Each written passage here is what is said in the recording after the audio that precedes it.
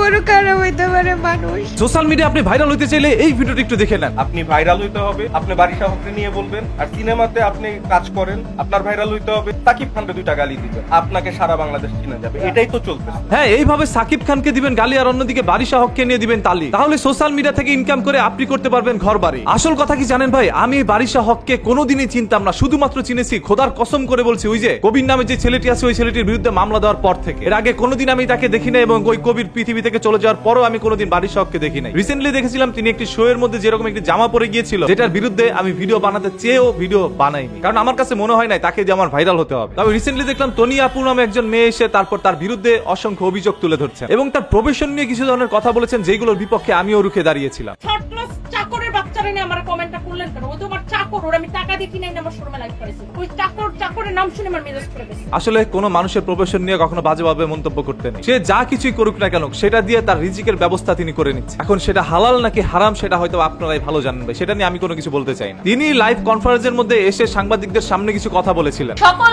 নারী জাতিকে অপমান করা হয়েছে, সকল পুরুষ জাতিকে অপমান করা হয়েছে। শুধুমাত্র তার মুখ থেকে কথাগুলো শোনেন এবং কমেন্ট বক্সের মধ্যে যে সকল কমেন্ট গুলো করেছিল সেইগুলো আমি স্ক্রিনের মধ্যে তুলে ধরছি, তাহলে বুঝতে পারবেন জনগণ আসলে কার পক্ষ বিপক্ষ করছে। তারা সবাই বসের আন্ডারে চাকরের মতো খাচ্ছেন টাকার বিনিময়ে। আমার বাবা, আপনার মা, আমার বোন কোথাও না কোথাও চাকরের মতো খাচ্ছে। সকল নারী জাতিকে অপমান করা হয়েছে, সকল পুরুষ জাতিকে অপমান করা হয়েছে, বডি শেমিং করা হয়েছে। আমার জিমের ইনস্ট্রাক্টর সহকারে আমাদের অঙ্গভঙ্গিগুলো করে দেখানো হয়েছে। এই ধরনের নারীরা যারা সামাজিক যোগাযোগ মাধ্যমে বুলিং করে থাকেন এবং এইটাই এস্টাবলিশ করে থাকেন যে বুলিং করার মাধ্যমেই রিচ, ফেসবুক রিচ এবং ফেসবুকের ভিউ বাড়ানো যায়, তাহলে আমাদের পরবর্তী জেনারেশন বা সমসাময়িক যারা আছে তারা এটাই ধরে নিবে যে আমরা সামাজিক যোগাযোগ মাধ্যমে আর কোনো ভালো কাজ করব না, আমরা ঝগড়াঝাটি করব, গালাগালি করব, বুলিং করব, অশালীন ভাষা ব্যবহার করব, অঙ্গভঙ্গি করব, তাহলেই কেবলমাত্র আমাদের প্রচার প্রসার হবে, ভিউ হবে, আমরা ভাইরাল হব। ভাইরালকে একটা নোংরা শব্দ হিসাবে তারা ব্যবহার করছেন এবং আমার নাম তারা বিভিন্ন জায়গায় ছবি সহ প্রকাশ করছেন। ওই ভিডিওগুলো ক্লিপ কেটে কেটে ছোট বাচ্চাদের সামনে অকথ্য ভাষায় ব্যবহার করা হচ্ছে, তাদের স্টাফদের সামনে তাদের স্টাফরাও যুক্ত হয়ে বিভিন্ন অঙ্গভঙ্গি করে দেখানো হচ্ছে এবং তিনি লাইভে এসে সরাসরি বলেছেন যে ব্র্যান্ড প্রমোটারদেরকে ব্র্যান্ডের মালিকরা টাকা দিয়ে ভাড়া করে কিনে এনে চাকরের মতো খাটায়। চাকর শব্দটা তিনি উচ্চারণ করেছেন এবং বলেছেন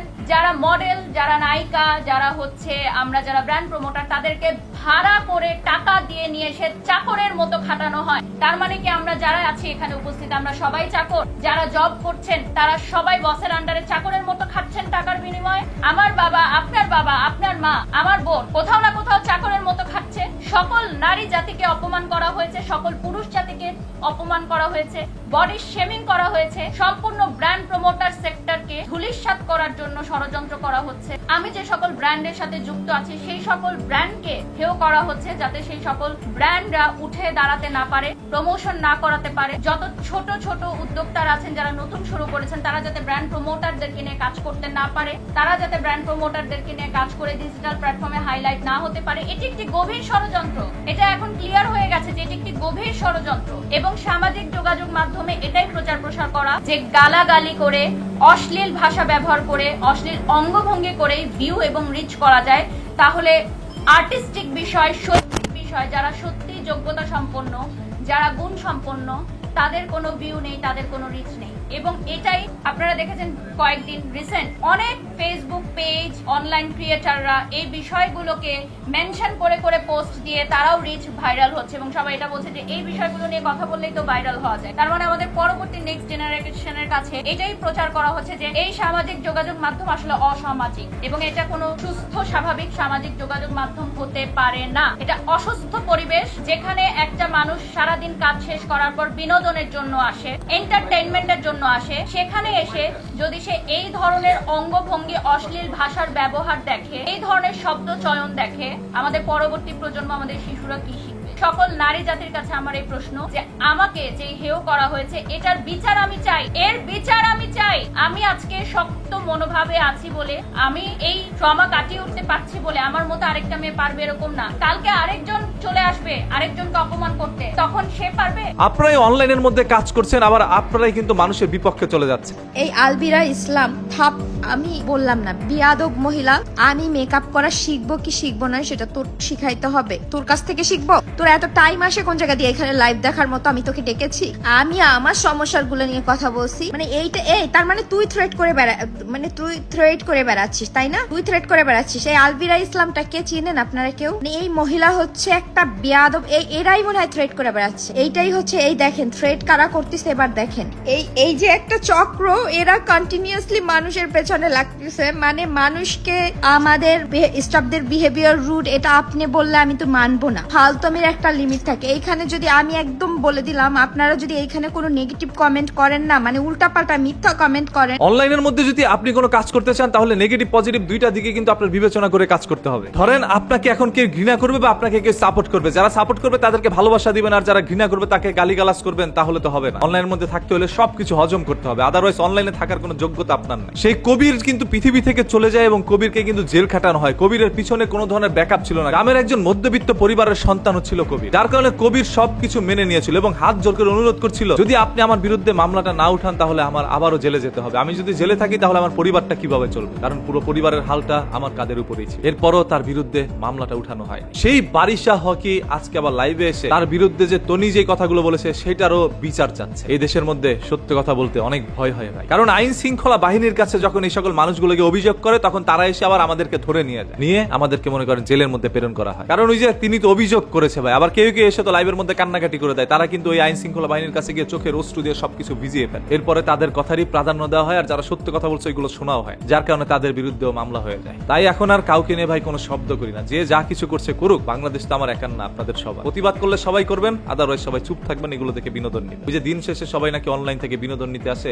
আপনারা একটু নিয়ে যান। আমার কথা হয়েছে বারিশ আপু কেন? কত বড় খারাপ হইতে পারে মানুষ? আমার এই দুর্দিনে সবাই আমাকে নিয়ে ব্লেম দিচ্ছে একটার পর একটা। আমি না পেরে আমি আইনের আশ্রয় নিয়েছি, বাধ্য হয়ে লাইভে এসেছি। কিসের প্রেস কনফারেন্স? আমি তো এখন প্রেস কনফারেন্স করব। আমাকে কন্টিনিউয়াসলি থ্রেট করা হচ্ছে, আমাকে গুম করে দেওয়া হবে, আমাকে উড়িয়ে নিয়ে যাওয়া হবে, আমাকে উঠায় নিয়ে যাওয়া হবে, এরকম টাইপের মানে আমাকে থ্রেট করা হচ্ছে। এখন আমি তো একটা মানুষ, আমার তো এত থ্রেট নিয়ে চলা পসিবল হচ্ছে না। এমনও হয় আমাদের পেজের মেসেঞ্জারে কন্টিনিউয়াসলি বলে তোকে রাতে তুলে নিয়ে আসবে, তোকে গুম করে দিবে। এছাড়াও আমার পেছনে আরো অনেক অনেক মানুষকে লিলিয়ে দেওয়া হয়েছে। আমার নামে মিথ্যা ও কথা বলে আমার বিরুদ্ধে খেপিয়ে তোলা হচ্ছে। আমার পেজ রাখবে না, পেজ উড়িয়ে দিবে, এই টাইপের থ্রেড গুলো কেন আমাকে কন্টিনিউয়াসলি করা হবে বলেন তো? আমার কথা হয়েছে বারিশ আপু কেন? কে করবে এগুলো? আমার একটা সমস্যা আমি শেয়ার করব, আমাকে নিয়ে নেগেটিভ কন্ট্রোভার্সি হবে, আমাকে নিয়ে বলবে যে আপনার এই খারাপ।